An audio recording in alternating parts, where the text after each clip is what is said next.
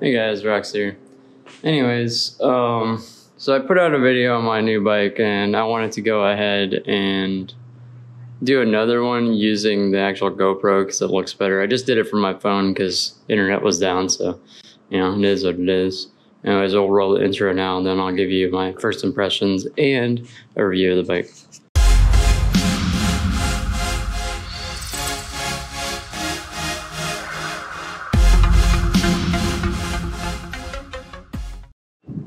Okay, real quick guys, here's the, I'll say review slash first impressions. I'll actually tell you the specs of this bike too, because I don't think I went over it last time.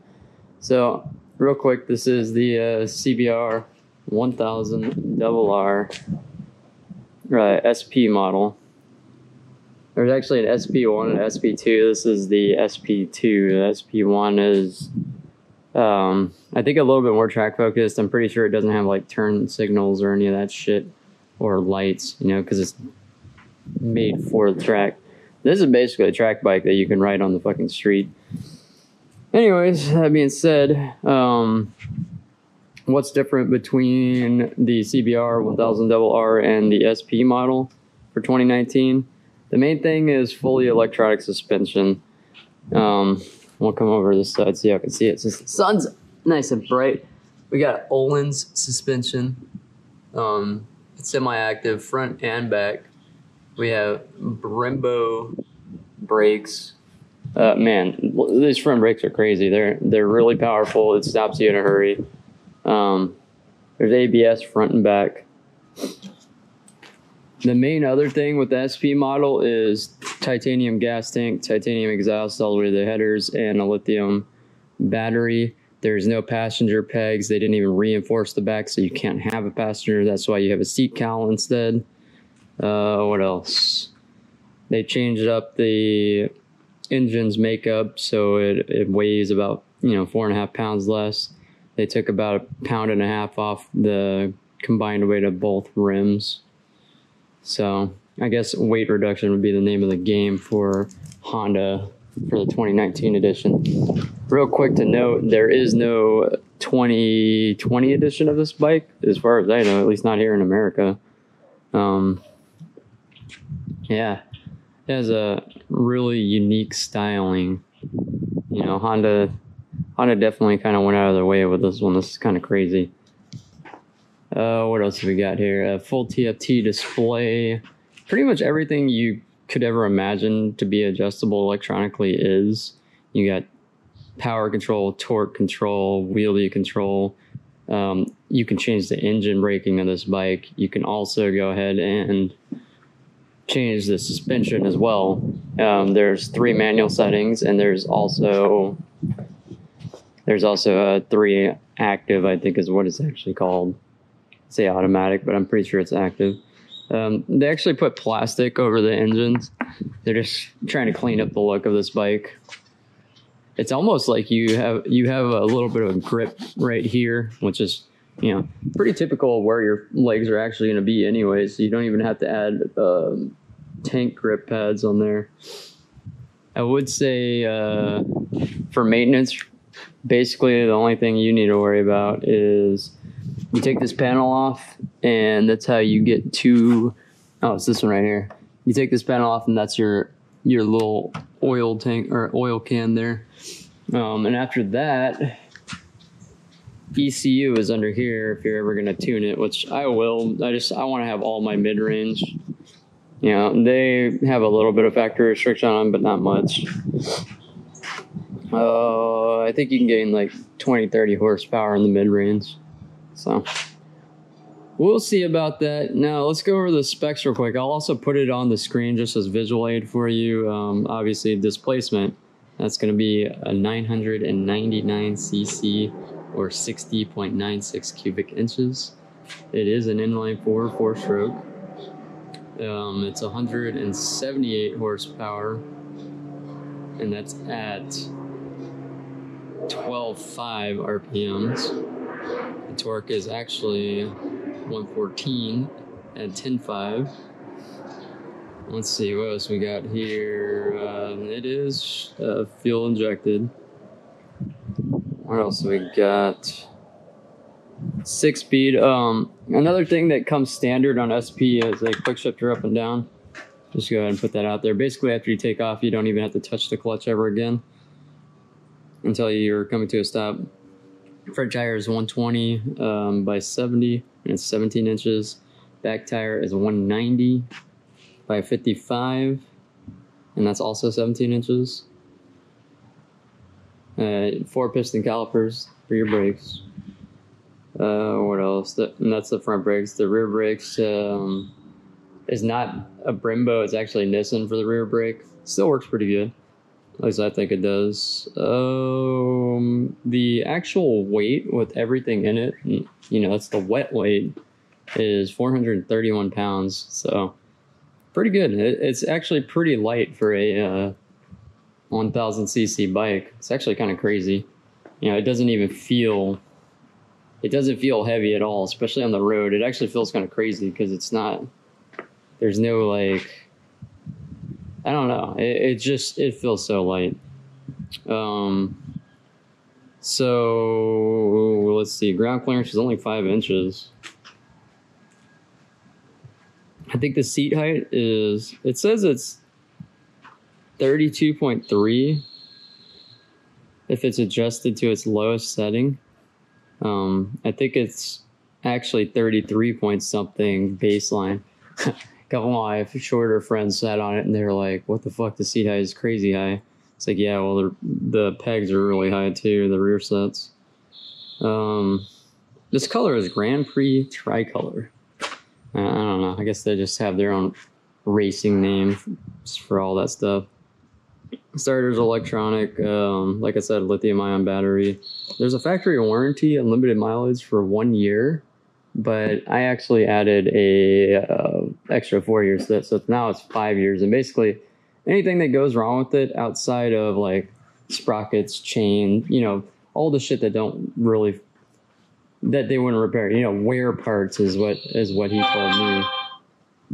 That's gonna be definitely good to go. So anything engine wise or electronic wise, I just take it to an authorized Honda dealership. They fix it for free, no deductible or anything. So pretty fucking sweet. Rear end looks pretty gross. We're gonna take all that off, integrated tail lights, and I'm probably just gonna bolt my my license plate and just make it flush. Why not? You gotta clean it up because, you know, this bike isn't supposed to look gross like this. You know, it's supposed to be a beautiful piece of art, and I think it is. Obviously, one of the first things I'm going to do is remove that exhaust. And after that, I have lights coming in today and an integrated tail light coming in probably Wednesday. We're slowly working on it. It's going to take a little bit for me to get enough money to kind of put this bike together. But you know, everybody's liked it so far. Now let's get into the first impressions, since I kind of went over all the specs and everything of this bike. You know, this bike is definitely a beast. I'm going to say that straight up right now. It's a absolute monster compared to what I've had before. And yeah, I've driven like 1 or 2 other 1000cc bikes, an R1, and can't even remember what the other one was, but you know, they're pretty monstrous in their own ways. But this one, like, this is the only one that felt right when I sat on it. Most bikes, you don't really get that. You don't get that feeling, I guess, and for whatever reason, I did. It feels very light and very balanced. Like the center of gravity is just perfect on this bike, and I guess that's just Honda's type of ideology or whatever. For me personally, the reason why I went with the Honda over, you know, Aprilia or, well, any of the Italian bikes I wouldn't get just in general, because I don't want to wait like, you know, 5 to 7 days for parts to come in and then wait for it to be repaired on top of it. You're talking like 2 weeks without a bike. I'm the type of person that wants to ride like every day, so that ain't gonna work for me naturally. That being said, though, I looked at, you know, an R1. I looked at this bike. I looked at the other variant of this bike, the non-SP model, but I wanted a quick shifter up and down. Once I had a quick shifter on that ZX6R, it pretty much had me sold forever. So Other than that, what else did I look at? I looked at a GSX-R. They didn't have a 2020. They only had 2019 where I was at. I looked at the ZX-10R from Kawasaki. I mean, I pretty much looked at every 1000cc. I even saw a Street Fighter, a Ducati Street Fighter. I thought that was kind of cool, but you know, I like leaning in, and I don't like getting beat up by the wind. And I'm just a skinny guy. I don't do well with all the wind. That being said, I think the styling's pretty nice. Like, I wasn't really sold on the color until I physically saw it in person. I thought when I saw it in pictures, I was like, this doesn't look that great. But let me tell you something. Everybody that sees this bike stops and looks every single time, never films. There's something about it. The styling is just crazy. You got the red, blue, and the white, and you got the gold colored Olins, and then you got the gold rims on top of it. At first, I wasn't a big fan of the gold rims, but now that I've actually been riding it, it's kind of grown on me. I think it's. I don't like. I would not be the least bit surprised to find out that most people are very, very jealous of this bike. You know, the guys that I ride with and hang out with, I'm pretty sure all of them are kind of in that same boat. We're gonna have bite night here on Tuesday, and everybody's gonna fucking wanna. Well, pretty much everybody that's seen has wanted to sit on it and just feel how it feels. Everybody's wanted to fucking take pictures of it. It's such an awesome bike. I've had so much fun already, and I can't even imagine how much more fun I'm gonna have over the, time that I have it. So, how fast does it go? We'll just say yes. I mean, all the 1000cc bikes are basically made to go 180, 190. So, you should just assume that this probably can do that too. I will be getting it tuned after I put an exhaust on it, and I will put probably a sprint filter on it. There's a few things you got to do engine wise to make it faster, to make it comparable to the other 1000cc's, but because of how light it is, it's already like it's pretty close. We'll just say that. Honda has been known to be like a little bit behind in the horsepower department and the torque, but 114 newton meters of torque, guys. Let me tell you something. When it hits that fucking torque range, you feel like you go in light speed. Like, it's fucking crazy. I just did like a little mini run after I came out of a turn, in first gear. Never came out of first gear, and I was like 80 in like 3 seconds. I was like, what the fuck? And it was from 10 miles per hour to 80 in like 3 or 3.5 seconds. I'll actually look at the video and see what it actually was, time it. But let me tell you something. That 0 to 60 of 2.9 is no fucking joke. It was crazy. I was like, damn. It actually kind of made my stomach sink a little bit. I never got that feeling out of any bike or anything before. So it was pretty cool. It's we'll just say it's got 1 billion miles per hour for me. I get on it and I'm happy even at fucking just traffic speed, just because of how it feels. Everybody that's seen it has loved it. I mean, absolutely loved it. It's a beautiful fucking bike. Oh, guys. I think it actually has Ram Air too. I think that's what these two go into. And I think the lesser models don't, because I'm kind of looking at the styling right now. And if you look from the top here, yeah, I think that either feeds into the airbox. It should feed into the airbox. Who knows? There is a steering damper. And real quick, this is going to be a longer video. I'm sorry ahead of time, guys. But let me show you what the dash looks like. See if we can bring this closer. Of course, the sun isn't going to help. Alright, so you're going to have a little line, I'm sorry, ahead of time, but that's what it is. So, real quick, we'll do this.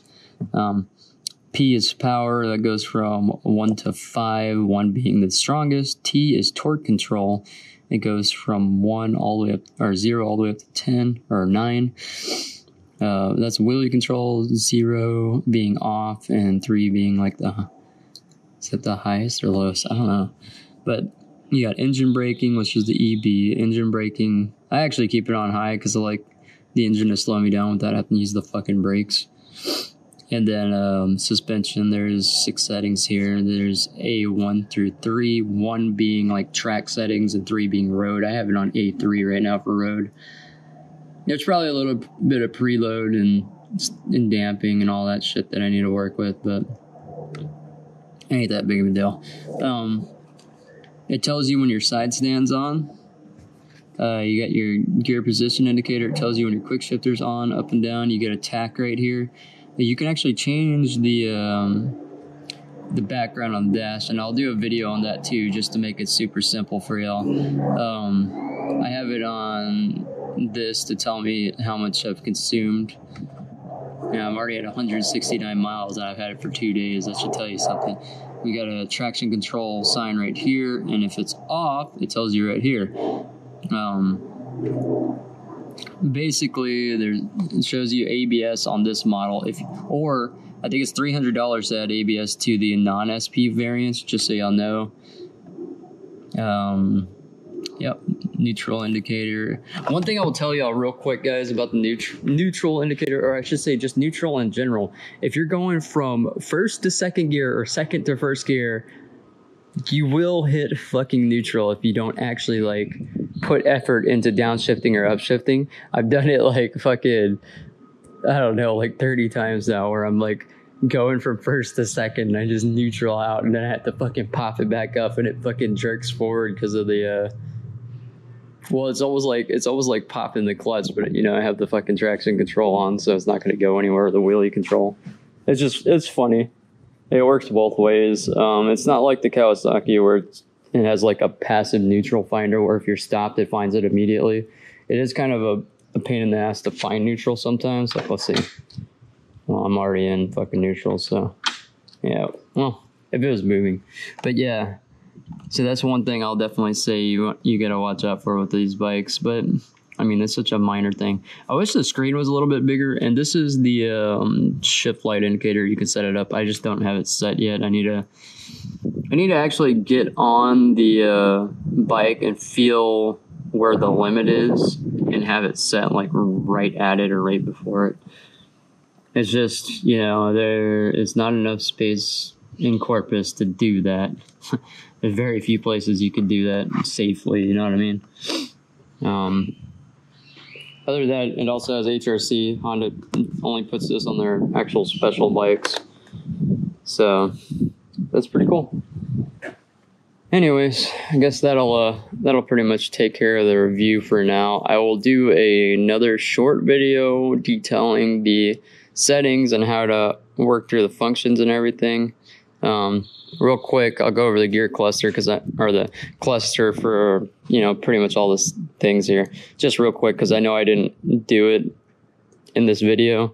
You got your kill switch, and they removed a button, so now to start it, you literally just press it in, and then you hold it.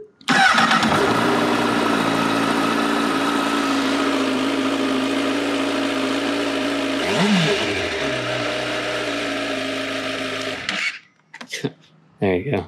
Anyways, so you got that. You got obviously where you put your key. So you got your lap timer. It's actually a lap button. You just press that, boom, lap. Hazards. This is your menu. Select up and down. This is the modes. You got a horn, and down on the very bottom is the turn signal. I have already hit the horn instead of turn signal because Kawasaki has them swapped. Regular light, high beams, and if you press it down, it's a pass. I just leave it on high beams because everybody's blinding me on the road any fucking way, so fucking. Clutch lever, front brake lever, and that's about it. Anyways, I will see y'all in the next one.